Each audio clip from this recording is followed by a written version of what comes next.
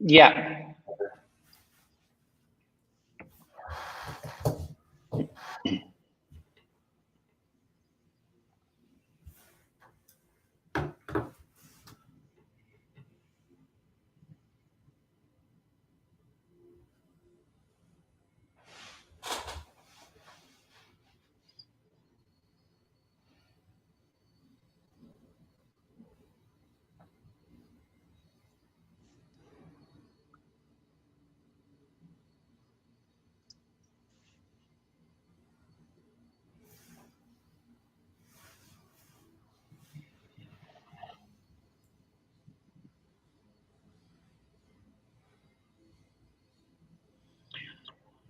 Okay, so Assalamu alaikum and hello everyone, and welcome to the e-commerce Galaxy weekly roundup. And today we have Kevin King here. Thank you so much, Kevin, for joining us today, taking out some time to guide us here. So you really don't need an introduction, but we would like to have some intro about you, like how did you started your Amazon journey, and what are you doing nowadays? Sure, I'm glad to be here. Thanks for having me. Hello, everybody. Yeah, I've been doing e-commerce for more than 30 years. Before that Google even existed or any of the current web browsers or search engines existed, I started doing e-commerce, and I started selling on Amazon in the year 2001. So about 20 years now on Amazon. Doing the FBA, I started doing that 6 years ago in 2015. Before that, it was more wholesale and different types of selling on Amazon. Currently, I'm a partner, or I own 5 different Amazon businesses that we sell millions of dollars of goods on Amazon, mostly in the U.S. I also do the training for 𝐀𝐦𝐚, the software company, their Freedom Ticket course, which is for beginners that everybody gets for free if you are a 𝐀𝐦𝐚 member. And then I do the advanced training called 𝐀𝐦𝐚 Elite, which is a monthly training where we do about 4 hours of more advanced topics, have special guests come. I host the $1 Billion Seller Summit in Austin. We do one virtual one a year and then one in person. So that's for like people doing millions of dollars a year on Amazon. I also run another off Amazon website that's not Shopify, but an older software system that we use to run that. That's a calendars business, like calendars that you hang up on the wall. And then I also partners a company called Product Savants, where we help current sellers actually find new opportunities of products to sell. So pretty busy. Yeah, that's great. It's good to be busy actually nowadays. We are in a rushy, you can say, environment and in a rushy era. So it's good to be busy nowadays. It is. Yeah. Okay. So moving to the topic, like Amazon product development. Uh, how do you do this part on the Amazon side?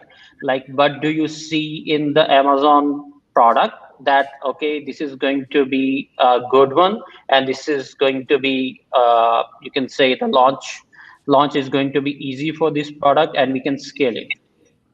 I don't know if any product is easy. I mean, my calendar business that I have, for example, I also sell those on Amazon. And for that particular product, we don't do any launch. No PPC at all, never.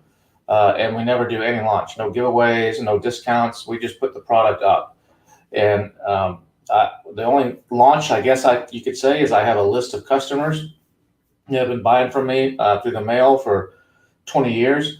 And so I will email them and say, hey, if you go to Amazon, the calendars are available on Amazon. And so I'll give them a special link through like 𝐀𝐦𝐚10.com/gyms, and they have all the different links there. Give them a link that has a keyword in it. I'll get probably 20, 30 sales. And that's enough to get the keyword association, the relevancy. And then from there, it picks up. And that business does a very nice profit every year without any kind of launch. Now that's unusual. And the reason that works is because it's very niche. Those calendars there's not a lot of competition every year, and it's a very, very niche product. But for most products, you have to do a launch, and so the number that you got to give away, or the number that you got to do search, find, buy, and rebates on varies depending on how competitive it is. So when I'm doing a new product research, I start with brand analytics. So I don't start with Helium-10, or I don't start with any other tools. There's so many different ways to get product ideas. Some you can go look at Etsy, you can go look at Pinterest, you can use tools like Blackbox and Helium-10. You can just use your own ideas and just check out different things. You can look at what other people are selling and get an idea of you can look at their storefront and see what other things they're selling. You can look at reviews to see what complementary products are frequently bought together. There's so many different ways to come up with product ideas. And unfortunately, a lot of people get stuck on it. It's a place where a lot of people are like, I just can't find any good products. There's nothing good. And that's because they're probably they're trying to make everything fit inside a box. They're trying to make everything fit. Like, here's my criteria. I have these 15 checkpoints that I learned in a course, and I have to make every one of them work. And if I can't find something that makes every one of them work, then I can't find a good product. And so that limits a lot of people. But what I do is I start with brand analytics, because for me, it all starts with keyword demand.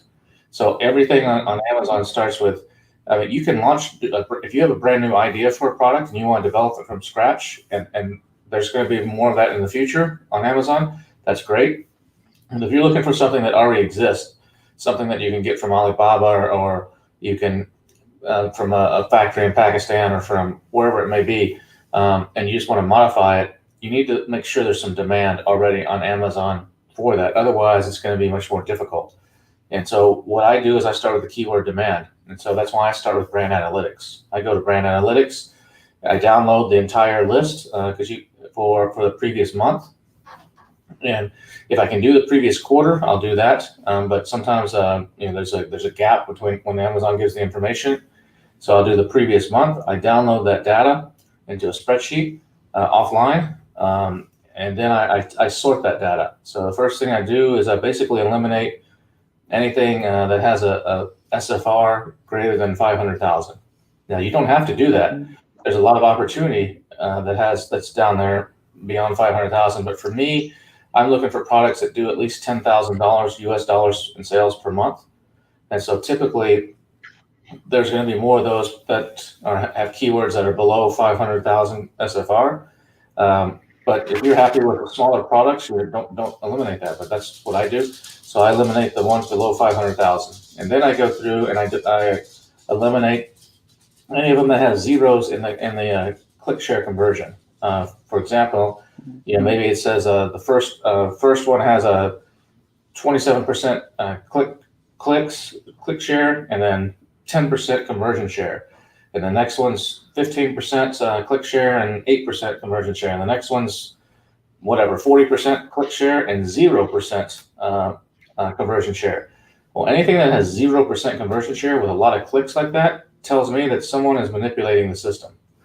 That's someone doing maybe some company in Bangladesh, or somebody doing a bunch of add to carts, where they're adding to the cart and they're just not buying. They're trying to manipulate the rank somehow, or maybe they're doing some sort of outside traffic thing. They're doing something. It's suspicious. And so I just don't want to compete against people they're not playing by the rules. It just makes it harder. And so I eliminate those. So I delete all those products that have that in it. So now maybe instead of 500,000 products, maybe there's 400,000 left or something like that. Then what I do is I create a new column in the spreadsheet, and that new column in the spreadsheet is total conversion share. So once I've gotten all the zeros out, then I will add a column, and it's basically the click share, the conversion share of number 1, conversion share of number 2, and the conversion share of number 3, all added together, and you get a total. And you just run that in a simple little spreadsheet. And that total for me, and this is an arbitrary number, this is not a magic number, but you have to have your own number. But for me, just to eliminate it down, anything that's above 40%, I eliminate those keywords. So because to me, if the top 3 sellers have 40% or less of the market share of the buys, that means 60% of the buys are open to everybody else, and that's a good number. The higher, the better.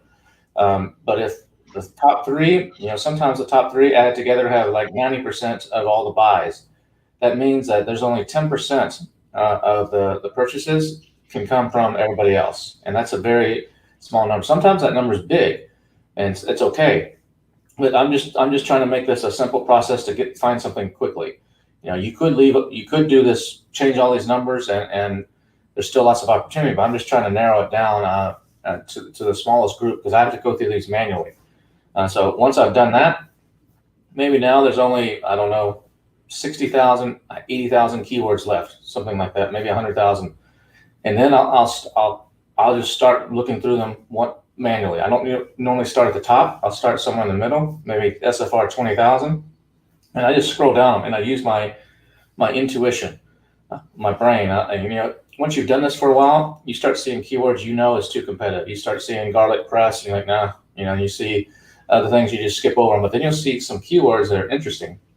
And I stay away from all the branded ones like Disney, or if it's holidays like Christmas or Thanksgiving or Halloween or something like that.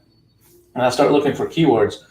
And when I find one that looks interesting, I will go punch it into Google. Into Amazon, and then I'll run the helium-10 X-ray extension on it and take a look at how is the market, what's the sales look like, how's the competition, what are the reviews. The next thing I look at is the number of reviews. How many of these sellers have more than 500 reviews?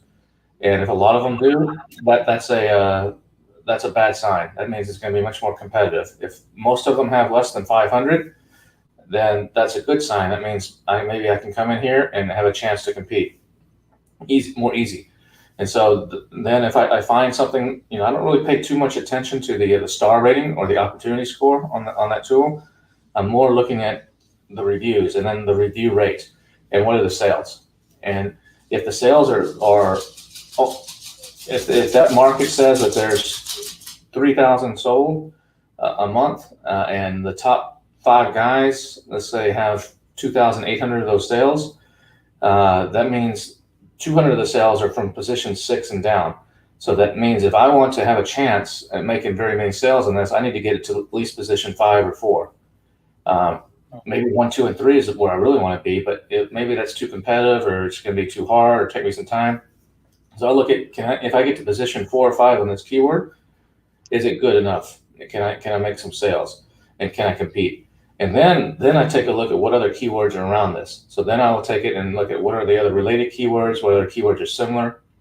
And at least now I know I have one really good keyword, and hopefully I can find at least three keywords related to this product that actually fit all this criteria that are in this list. And that means that there's 3 good keywords. Maybe there's more, maybe there's 50 keywords, but at least 3 of them I know.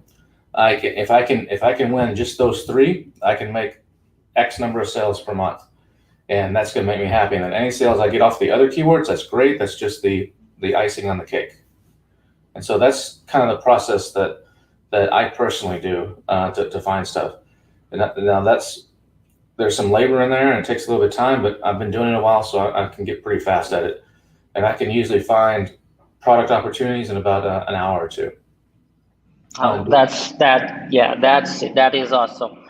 Yeah, so some of these product opportunities, though, once I find them, then I give them to a sourcing, and like this is what we do for Product Savants. I have with Product Savants, we have a sourcing team in China, so we give the product to them, this opportunity I found, and then they go and they find the factories that can make it.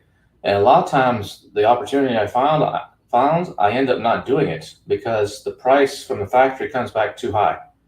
The margins are not there, or the MOQ is too high, or there's another bunch of other criteria that sometimes just because I found a good opportunity, maybe I can't do it. And a lot of times people also, maybe it's more than my budget, because let's say my budget is I don't know, $10,000 US to launch this product. And I found a great product, but in order to do this product, I'm going to have to buy, my first order is going to be $8,000. Well, you'd think, well, Kevin, you said you had 10,000, so $8,000 is enough. So go ahead and launch it. And my rule is you have to have 2.5 times your initial product cost as your investment. So if I only have $10,000 to spend, you divide that by 2.5. So that's $4,000. So on that first product, I can't spend more than $4,000 buying it. And that includes the factory costs in China. And you have to remember, if you're selling in the US right now, a lot of products have a 25% tariff on them from Trump. That's still in place, even though he's not the president anymore. So you have to add 25% to the cost of the product, plus your shipping costs, plus some products have a duty. Sometimes it's 0, sometimes it's 4 or 5% or more. So sometimes whatever that factory cost is, it can even double by the time you get into the United States once you pay all the taxes and fees.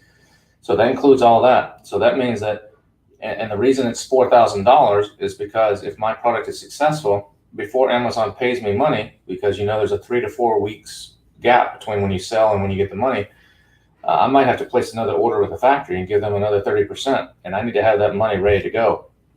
And I need to spend some money maybe on PPC or rebates. So that eliminates some product opportunities that might be good. It's just not in my budget, and so you have to be careful there too.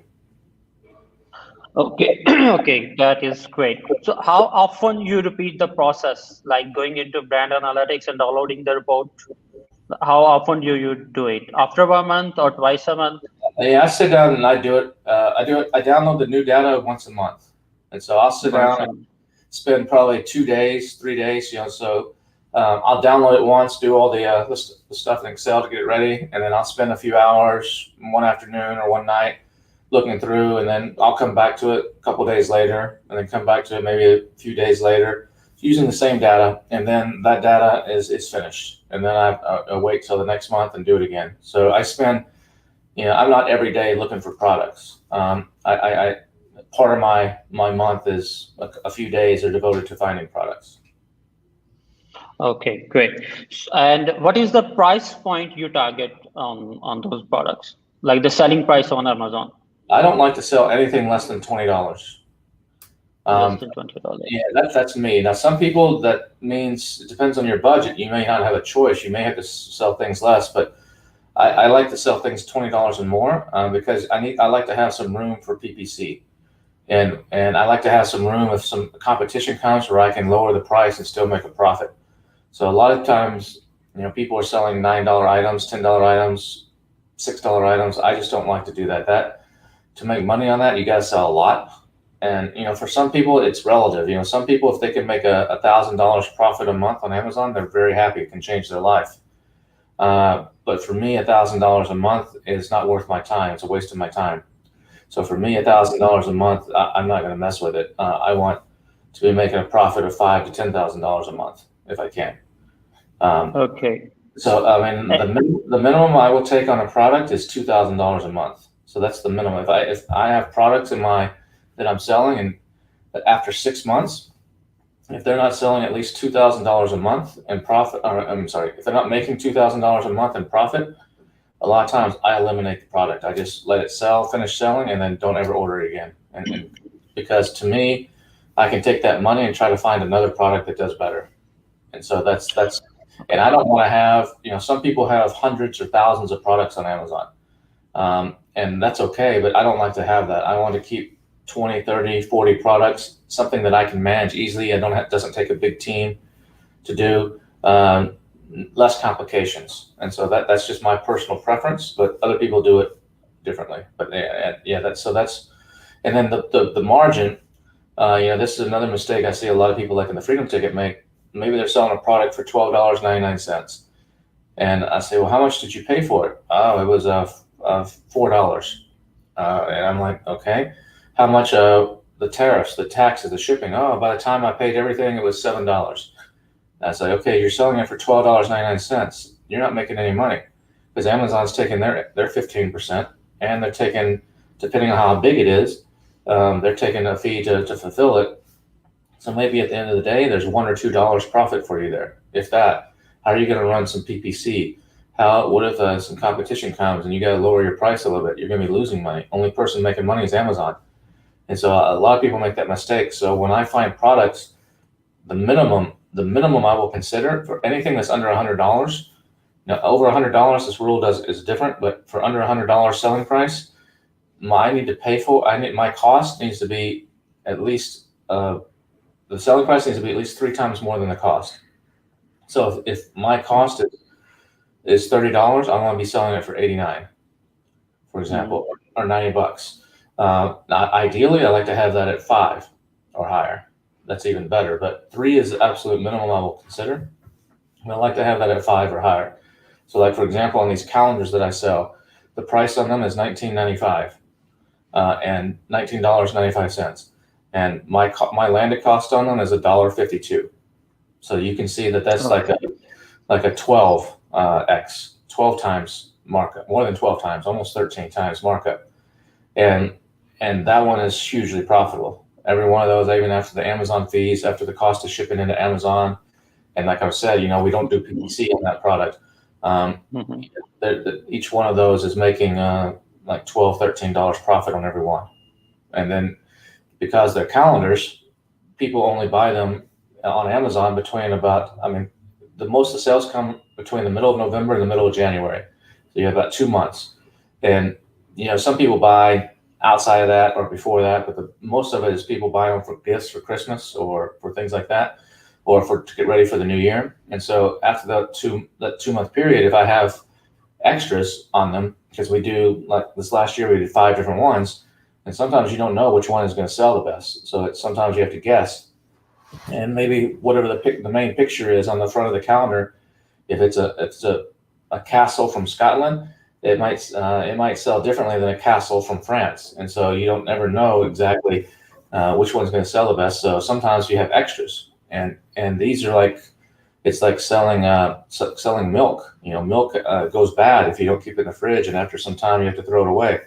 And so calendars are the same way. I can't say, I'll sell them next year, or I'll sell them in the summer because they have dates and they're no good anymore.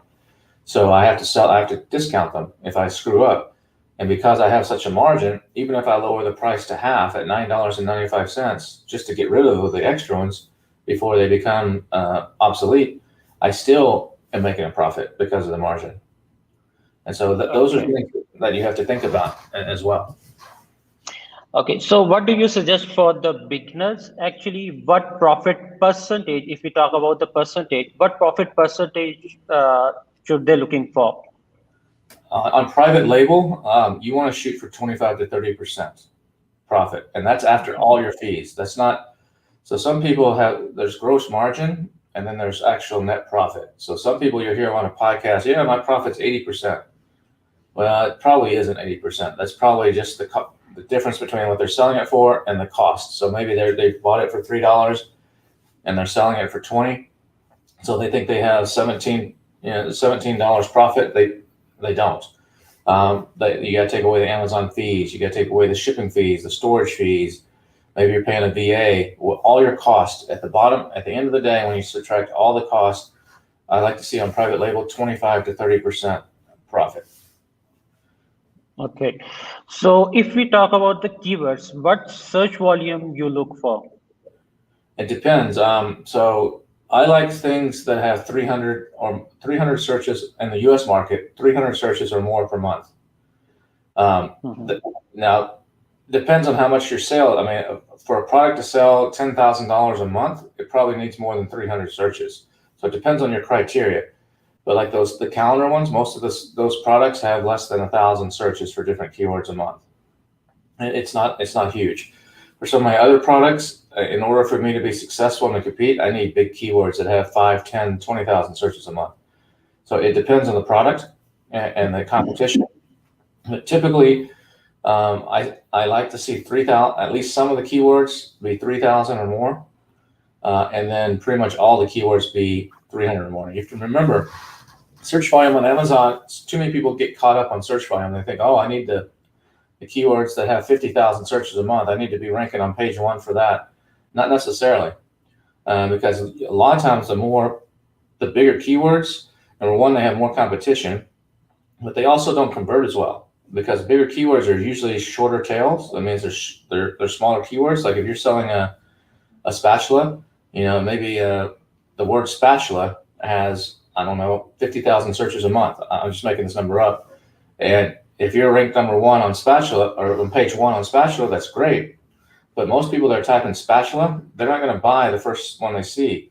But versus if it's spatula, steel spatula, or steel spatula for left-handers, for example, steel spatula for left-handed people, that's a long keyword, like 5 words, and maybe that one only has 500 searches a month. It's not very much. But those 500 people are very serious because it's a very specific topic. It's not just a spatula. It's a spatula. It's a steel spatula for left-handed people. So it's got like 3 extra layers of criteria there. And so the conversion rate for those people is going to be much higher. So the conversion rate for those right there is going to be maybe 20, 30, 50% of the people that search for that are going to buy a spatula. Versus on just the word spatula, maybe only 5% of the people are going to buy a spatula. And they're going to be doing another search, or they're going to be following some other products or whatever.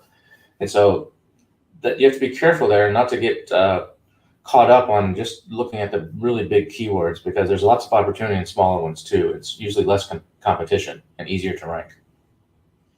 Okay, great. And what do you suggest, or how do you do the product differentiation? So that product differentiation, there's a number of ways to do it. One is you can create a brand new product and open a new mold and stuff. That gets expensive. Some people like to do bundling. I'm not big on bundling, but I have done that in the past, like with a makeup brush set. I included a couple makeup. With a makeup product, I had like an eye serum, and I included a couple little brushes with it. I had a different factory make it and ship it to the main factory, and they put them together. Differentiation is usually not just a color or size. You gotta improve on the product or make it different. Like, for example, I have one of my products is a slow feed dog bowl, and so it's when dogs eat from the bowl, a normal round bowl, sometimes the dogs they're so excited they eat really fast, and they just like swallow everything and eat really, really fast, and it can make them sick after they finish eating, because they ate so fast. Maybe they get a little sick, their stomach hurts. It's not good for the dog. It's not healthy. So people make these slow feed dog bowls, and these slow feed dog bowls, what they do is they put little sticks all inside the bowl, and so the dog has to use its tongue to go around the bowl. Well, if you look on Amazon, there's a lot of people selling those and doing really well, and their bowls they're all the same. They look the same. They're like green or blue, and they're plastic and have those little sticks, look like a little mountain with sticks everywhere.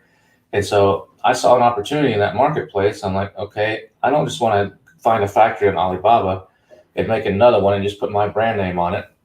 Or maybe if I included some sort of spoon to put the food in there or something, that's like, that's not differentiating enough. These bowls to me are kind of ugly. I don't want that in my house. If I have a nice kitchen, I want a nice pretty bowl that's for my dog, that's there, so that when they're not eating, it looks nice. And so I created one that's in the shape of a bone. So it's in the shape of a bone, and it has two different colors on it, and it has little silicone feet on the bottom so it doesn't move, because I read the reviews of the other ones, and they say, the dog pushes it with his nose, it's sliding across the floor, making a mess. So I read the reviews to see what people are complaining about. So I put some little feet on the bottom so it doesn't slide, and I made it in the shape of a bone. And I changed the way some of the ridges are for the dog has to go in. And then, so this required me to make a new mold. So that cost me like $3,000 US to make this mold. But what I did first is I found someone on Upwork and said, hey, I want to create this bowl. I sketched it just by hand, and I'm a very bad drawer. This is kind of what I want. They create a 3D rendering of it. I think this cost me about $300 total. They create a 3D rendering of it, and there's plenty of people in Pakistan that can do this probably really cheap. And then made a CAD drawing of it. And then what I did from that is he sent me what's called an STL file, and I took that and I found a printer here that does 3D printing. So it's 3D printing. They made the bowl for me. And it's ugly. It's just a white plastic. It doesn't look like the final product, but it looks like. But I wanted to make sure different dogs could actually use this. Some dogs have a long nose, some dogs have a short nose. So I made a 3D printed sample, cost me like $50. And then I took it to a bunch of my friends that have different dogs, big dogs, little dogs, short noses, and like, okay, let's put some food in here, and can a dog get its nose in between everything?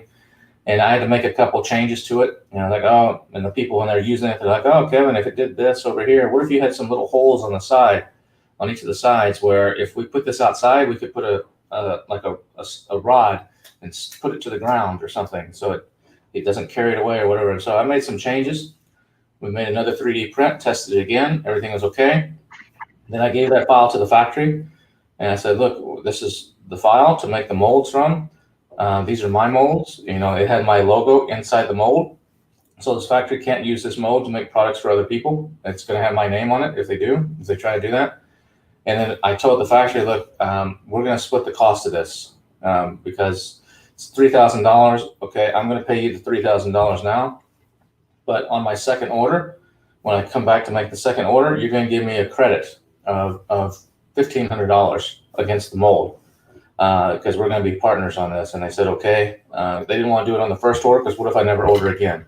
But at least that gave them some motivation and some incentive. And so we created this bowl, and it's not the best seller because I have to sell it for a higher price. It's nicer quality. It sells for $24.99 or $19.99. The small one $19.99, the bigger one $24.99. Some of the other ones on Amazon are $8, $10, and so I'm not trying to compete against those. And I'll never win against those guys because some people, they don't care about how it looks. They just want the cheapest one. But there's other people that on Amazon that actually want something nice and looks cool. It's great for a gift, and they're willing to pay that extra money. And so that's the market I'm after. It's a smaller market than the big market. So the big keyword like slow feed dog bowl, I don't go after that word, but slow feed dog bowl bone shape, is a very good keyword. And so I go after those types of keywords, and this product makes a nice profit. Is it a bestseller that's crushing it and gonna buy me a new yacht next year? No, but it makes a nice, healthy profit without hardly any competition. Nobody else is gonna find this on Alibaba to do it, and it's exclusive. So that's one of the ways that I do differentiation. Okay, that is great. And do you file patents on your products as well? Do I file patents? I have done a design patent on a couple of my products, but mostly I don't. No, I just don't. I mean, in China, if they want to knock it off, they're gonna knock it off anyway. But if I have a very for me, so I mean, I'm not saying you shouldn't file a patent. I just have only done design patents so far on some of my products. Okay, so there are a few questions from the audience.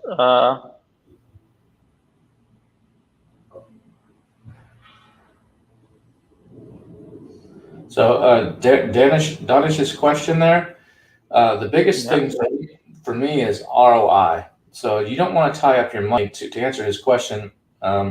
Here's an example. Another product that I sold was a crepe maker, where you can make the little crepes. And this product, it would make pancakes or it would make crepes. And that product was a good product. And my MOQ on it was 1,000 units. I think my cost on it was like $8, and I sold these for $49. I don't sell it anymore, but this was a few years ago. But so I buy 1,000 of them. I put it on Amazon, but it was a slow seller. So I would have to spend $8,000 to buy the product because it's $8 each times 1,000. Then the shipping and everything. By the time everything arrived, I'm probably like $14,000 that I had to invest in these 1,000 units. Sell them for $49, so that's a decent profit. That's remember I said 3x. That's basically about 3x to selling at 49, and they were selling like 5 to 10 units a day, something like that. So not a big seller, but a nice little slow profit, and each one of them was profitable. But the thing is, it took me almost 6 months to sell those 1,000 at that rate, and so I had to tie up $14,000 of my investment. I got some of that back after like 2 months, but I had to tie up my money for a long period of time, and I could only turn that product over twice a year. So I'm only ordering every 6 months, making 2 orders a year from the factory. To me, there's nothing wrong with that, but I think it's better to actually improve your cash flow and your ROI by turning your money faster. So I think it's better if you can find something that you can turn at least 4 times a year. Hopefully you're ordering from the factory at least 4 times a year. So I would be looking for, that's one of the reasons I got rid of the product, is because it's too slow. Even though it's profitable, it's just taking too long and tying up the money for too long. So I switched it to a product now that I order every 2 months. And so that's a 6x turnover instead of a 2x turnover. And I can work and turn the cash faster, and I can grow faster. And so my sales volume will grow faster than just selling the crate maker.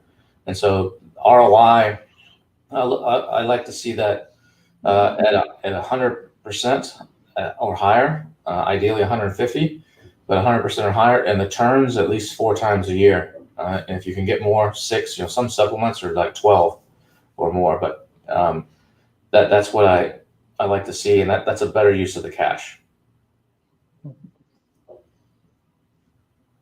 And Ollie's saying, if we have a low budget of $10,000 to $15,000, what type of product criteria do you recommend following, or what should we look for? So if you have, like an example I gave earlier, if you have $10,000 to invest, you got to divide that by 2.5. So that means you need to find something that's going to cost you about $4,000 for your first order. No more than $4,000, including the shipping. So it depends on how you're shipping it, but the shipping on that might be $1,500. So that's like $2,500 product. So the demand on that product, if you find a product that's cost you $5 to make, and when you do the math, it looks like you're going to be selling 20 a day, you don't have the budget for this product. So you're going to have to find a much slower selling product to start with. Something if it's $5 a day and you only have $2,500 left out of the 4,000 because the rest is taken by shipping, that means you can buy about 500 units of this product. So you need to find something where the MOQ is 500, or you can negotiate it to 500. And depending on how fast the factory makes the product, if you're shipping this by air, maybe it takes the factory 30 days to make the product, and then a week or something for the inspection and to get it packaged for the air, and then maybe it takes a week to come over, and then Amazon's got to check it in, and so maybe it takes 2 months between the time you place the order until you have the product at Amazon's warehouse. That means for you to not run out of stock, you can't sell more than about 250 units a month, a little bit less because you want to put a buffer in there just in case there's a delay or a problem. So somewhere around 200 units a month.